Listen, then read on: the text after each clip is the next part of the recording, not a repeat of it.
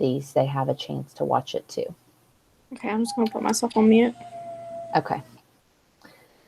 So it says solve by completing the square.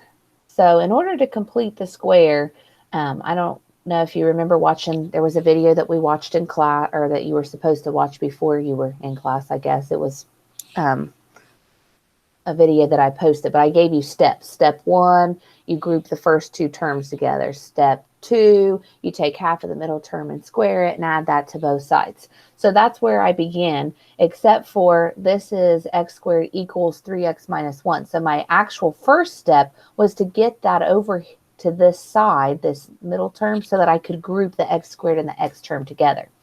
So I subtracted 3x from both sides, and I got x squared take away 3x equals -1.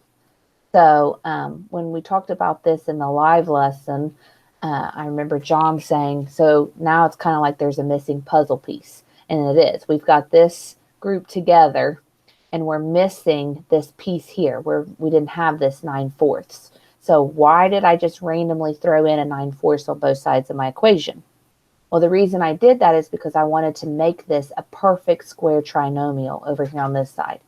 And if I take half of that middle term and square it, half of -3 is 3 halves, -3 halves, and I square that, that gives me a positive 9/4. So that's where that number came from.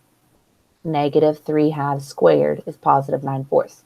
So I added it on to this side to make this a perfect square trinomial. But we know with equations, it's like having a set of scales that are balanced. If I add 9/4 to this side, I have to add 9/4 to this side as well. Kitty cat popped in to say hello. Say hi, guys. Hi.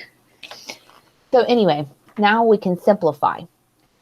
Now I can write this, since it's a perfect square trinomial, I can write it as x minus 3 halves squared. Think about real quick, if I was to FOIL that out, x minus 3 halves, I cannot write with this mouse, times x minus 3 halves. If I FOIL that out, x times x is x squared. X times -3 halves is -3 halves x. And plus another -3 halves x gives me -6 halves. -6 halves is -3. And then -3 times -3 is positive 9/4, which is this exact thing that I have here. So that's where this came from. This and this are the exact same. Then I added -1 plus 9/4, and I got 5/4. So now I could take the square root of both sides. Taking the square root of something squared just leaves me with that something. So I have x minus 3 halves. Took the square root of 5. Well, I can't take the square root of 5, so I just kept it as 5. And the square root of 4 is 2. Did my plus or minus. And then I added the 3 halves to both sides. So x is equal to 3 halves plus or minus the square root of 5 over 2. My kitty cat just had surgery, so he's very, very calm and loving right now. Okay, so back to number 12. Again, we're solving by completing the square. So in that video, I explained group the first 2 terms together. If there's something in front of my x squared, I factor it out, but there's not, so we're good to go. So now I take half of the middle term, or half of this x term, and I square it. Half of 10 is 5. 5 squared is 25. So I add in 25. Again, it's a balanced equation. So if I just throw 25 pounds on this side of my set of scales, I've got to throw 25 on this to then balance it back out. So now I can write it in factored form. X plus 5 squared. This is a perfect square trinomial, so I can write it as x plus 5 squared. And I combine my like terms. -5 plus 20, -8 plus 25 is 17. And I take the square root of both sides. So the square root of x plus 5 squared is just x plus 5. Can't really take the square root of 17. It's an irrational number. So I'm just going to leave it as the square root of 17. To get x by itself, I subtract 5 from both sides. So I have -5 plus or minus the square root of 17 as my roots. All right, so number 13. It says, find each number of real number solutions of the following by finding the discriminant. So if you remember in the quadratic formula, we've got negative b plus or minus the square root of b squared minus 4ac all over 2a. The part that's underneath of the square root symbol, that b squared minus 4ac right here, that is my discriminant.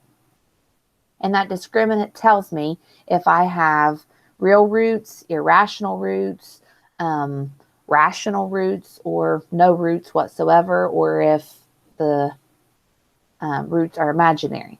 So we plug it in using my b. My b here is 7. So b squared is 7 squared minus 4 times my a value, that's the number in front of the x squared term, times the c value, which is this negative 13. When I simplify that, I get 49 plus 52. You might be wondering, how did that go from a minus to a plus? Well, remember, this is minus 4 times 1, which is negative 4. Negative 4 times a negative 13 makes it a positive 52. When I add that together, I get 101. I can't take the square root of 101 and get a rational number. So I have 2 real roots, but they are irrational. So I have 2 real irrational roots. If it had been 100, 100 is a perfect square. So it would be 2 real rational roots. Okay, so we did the next one. I moved the 5x over, so that's my b, negative 5. This is my c, negative 2, and my a is 3. So we plug them in, get 25 plus 24, add those together, I get 49. I can take the square root of 49 and get 7. So I have 2 rational roots, a positive 7 and a negative 7. All right, now the next one says to solve using the quadratic formula and to round the answers to the nearest hundredth. I didn't follow my own directions, did I? Because I kept it in irrational form, or I kept it as a square root number. So anyway, I didn't follow my directions, but that's okay. You can fix it if you want to. So negative b is negative 3 plus or minus the square root of negative 3 squared. I just didn't put the negative because I know when I square a negative, it's a positive. Minus 4 times a, which is 4, times c, which is negative 8, all over 2a. My a is 4. So then we simplify. I always like to simplify what's under the discriminant first, or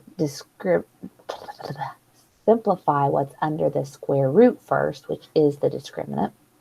So I get 137, and then I have negative 3 plus or minus 137, all divided by 8. Okay, again, on 16, you're doing the same thing, but first we have to have it set equal to 0 before I can use the quadratic formula. So here's my a, here's my b, here's my c. I plug them in, I solve. This one's nice because my discriminant is a perfect square, so I can take the square root of that and get 13. So that's why I have 2 rational roots. Here I had 2 irrational roots. If I was to try to take the square root of that, that's why I would have to round it to the nearest hundredth. It would be a rounded answer because this is irrational. Okay, and then the last part. We have a quadratic equation written in vertex form. Remember, vertex form is y equals a times x minus h squared, the minus is part of the formula, plus k, where hk is the coordinates of my vertex. So looking at my vertex here, looking at this equation as a whole, there's several things I know. I know the vertex would have to be negative 1, 3, because it's minus a negative to change that into a positive. So my vertex is at negative 1, 3. I know because of this value right here of a that it's a happy face parabola. When a is positive, it makes a happy face because positive people smile. If it was a negative 2, it would be a frowny face because negative people are always frowning. That's how I remember that. And changing the value of the k shifts the graph up or down. If I add to k, it would shift it up. If I subtract from k, it shifts it down. Adding or subtracting the h value to or from the h value changes the location of my graph left or right. And it's the opposite of what you would think because this formula has the minus. So if I want to shift it to the right, we would think, okay, we'll add, but it's actually subtract. We subtract from it to shift it to the right. We add to h to shift it to the left. So when it tells me here in part A to shift this graph 2 units up, we have to add 2 to the k. So 3 plus 2 is 5. Part B says to shift it down 3 units. So again, we're dealing with k. 3 take away 3, since I'm going down, is 0. Now, shifting to the left, that's going to change this value in here, this 1. If I'm moving to the left, that means I add 2 units to the 1, and that's how I came up with this 3. I'm shifting to the right now, 3 units, so I subtract. 1 take away 3 is -2. That's where that came from. And then to make it narrower, we could have any number here that we wanted that was greater than 3 or greater than 2, because when I'm making it narrower, that's stretching it up. Multiplying by a bigger number, 3, 4, 5, 6, 7, that's going to stretch it. Okay, to make it wider, we've got to take this a value and we've got to make it somewhere between 0 and 2. We've got to make it smaller than 2. We don't want to make it negative because I would just flip it. But we want to make it, I gave it a fractional value. 1/2 would make it be wider. It's like smushing it down and spreading it out. Okay, and again, to open it in the opposite direction, we just change it from a positive to a negative, and that flips it downward. Okay, so number 2 says, explain how you can find an equation of a parabola using its vertex and another point on the graph. So remember, vertex form is this equation. So if I know the coordinates of a point, x and y, I can plug them in place of x and y. I know the vertex, the h and k, so I can plug it in. And then I just use that, manipulate my equation, simplify, solve, and I try to get a by itself. Once I know the a and the I already know the vertex. So once I know a, I plug it and my vertex in, and now I have an equation written in vertex form where I can solve for any value of x and y.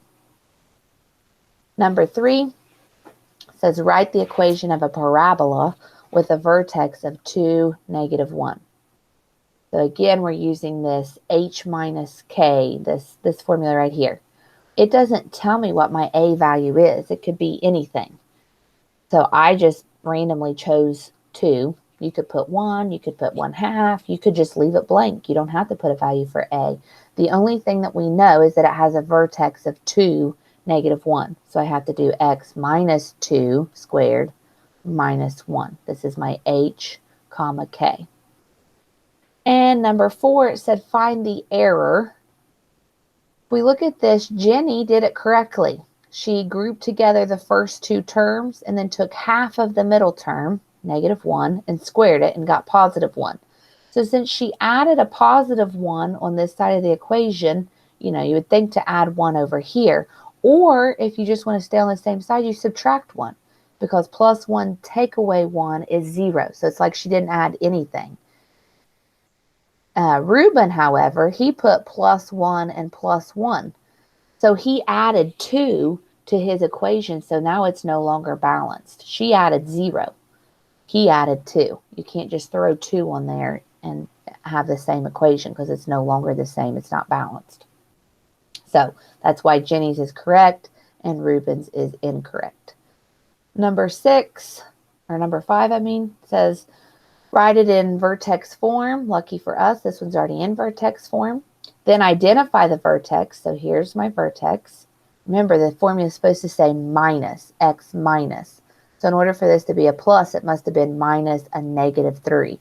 That's why it's -3, -1.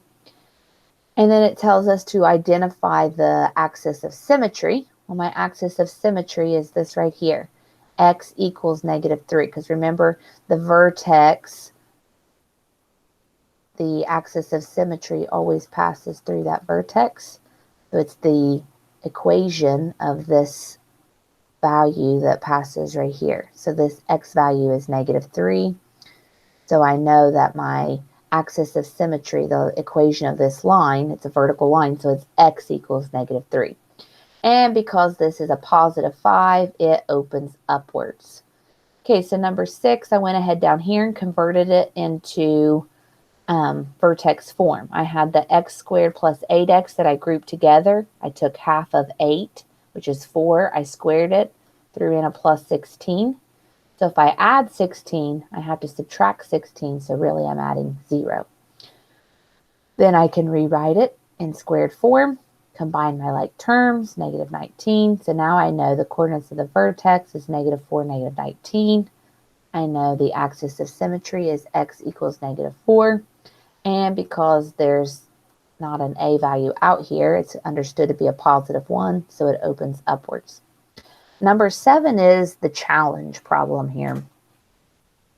So if we look at it, it had negative 3x squared minus 18x plus 11. So the first thing I did, ignore this for just a second, was to factor that negative 3 out of there. So if I divide this by negative 3 and this by negative 3, I factored it out. That leaves me with x squared. Negative divided by a negative leaves me with a positive 6x. And then out here we still have that plus 11. I didn't factor negative 3 out of it. I only factored the negative 3 out of the first two terms. So then we look at half of 6, which is 3. 3 squared is 9, so we throw in a plus 9. It looks like I threw in plus 9, but remember that negative 3 is still outside of there. So if I was to distribute that negative 3 to that 9, really what I just put in when I put 9 was I put in negative 27. So if I put in negative 27, I've got to come out here and put in a positive 27. So that's what I did down here. Threw in a positive 27. Combine my like terms, I get 38. My vertex is found by doing the negative 3, 38. My axis of symmetry is x equals negative 3. Because this is a negative value outside of here, I know that it opens downward. And that finishes up the review. So just to fill you in, for your test tomorrow, I chose some of these vocabulary, not all of them, but I chose a few. I gave you a new equation where you have to find and be sure to label the graph. And I gave you some problems. I think I gave you 3 problems, and I didn't say you have to do it this way. You have to solve using the quadratic, or you have to solve by factoring, or you have to solve by completing the square. I just gave you 3 equations, and I ask you to solve them however you choose, but then you have to explain what method you use to solve them and why you use that method. And then you have to know the discriminant, and you have to be able to do some of this stuff. You have to know how to shift things. So that is what your test will look like tomorrow. I hope this made sense, and I'm going to stop the recording so I can answer if anybody has any questions.